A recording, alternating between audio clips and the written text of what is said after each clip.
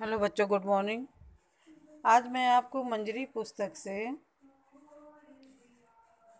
पाठ 3 आप भले तो जग भला। इसके पहले मैं बच्चों आपको बताना चाहूँगी, मैंने जो आपको पाठ चिर महान पढ़ाया था, आप 5th क्लास में कविता लिखते थे, कविता याद करते थे और उसको याद करके लिखते थे। 6th क्लास से आपका ये नियम चेंज होता है, कविता आप याद तो करेंगे लेकिन कविता लिखने को नहीं आता है। 6th क्लास से उस कविता का अर्थ लिखने को आता है। अर्थ में पहले संदर्भ, फिर प्रसंग, फिर भावार्थ लिखे जाते हैं। आपको नहीं समझ में आया है, मैं दोबारा आपको समझा दूंगी। अभी आगे भी जितने भी पाठ में आपके संदर्भ काव्य आएंगे, उसमें आपको उस काव्य का रहेगा, कविता नहीं लिखने को आएगी। 6th क्लास से थोड़ा सा हिंदी में चेंज होता है, परिवर्तन होता है। कविता की जगह उस कविता का अर्थ क्या है वो लिखना रहता है, संदर्भ, प्रसंग और उसका भावार्थ। तो चलिए, जब हम नेक्स्ट चैप्टर आपको पढ़ाएंगे 4th चैप्टर, तो उसमें हम आपको बताएंगे संदर्भ कैसे लिखना है, प्रसंग कैसे लिखना है। आज मैं आपको पाठ 3 आप भले तो जग भला पाठ का सारांश बताऊंगी और शब्दार्थ बताऊंगी। चलिए पाठ का सारांश शुरू करते हैं। आप इस पाठ को अच्छे से पढ़ लीजिएगा।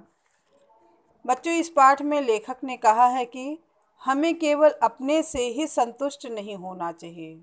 मतलब सिर्फ अपने ही, मतलब हम संतुष्ट हैं, हमारा सब कुछ सही है, ऐसा नहीं होना चाहिए।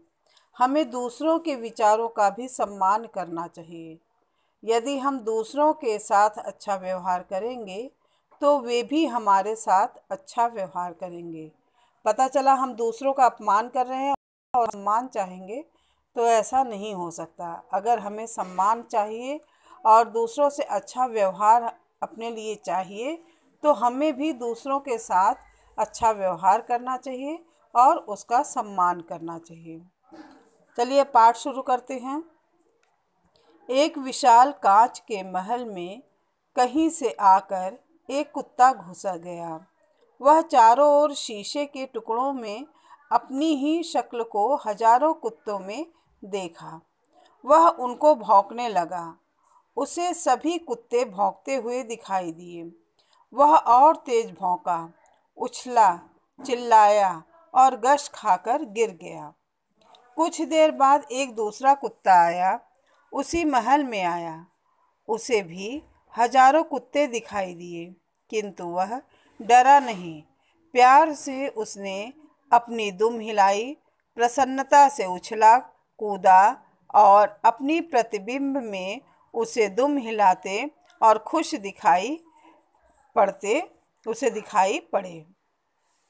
अपनी ही छाया से वह खेला, खुश हुआ और फिर दुम हिलाता वह बाहर चला गया। ये बच्चों व्यवहार का बता रहे हैं कि आप अगर किसी को देखकर नफरत दिखाएंगे, कुत्ते की तरह भौंकेंगे और उससे अच्छा व्यवहार नहीं करेंगे, तो सामने आपका जो प्रतिबिंब खड़ा है वह भी आपको उसी रूप में ही दिखाई देगा। लेकिन दूसरे कुत्ते की भांति यदि आप इसको देखकर प्रसन्न होंगे, जो व्यक्ति है वह भी आपको प्रसन्न दिखाई देगा और आपसे अच्छा व्यवहार करेगा। मतलब इस उदाहरण से यही स्पष्ट होता है कि दुनिया कांच के महल जैसी है। दूसरों के दुर्गुणों को न देखकर यदि उनके गुणों की ओर ध्यान दिया जाए, तो दुनिया भी आपसे नम्रतापूर्वक प्रेम व्यवहार करेगी। यह भी सच है कि यदि आप खुश हैं तो समाज भी आपका साथ देगा ही है। तो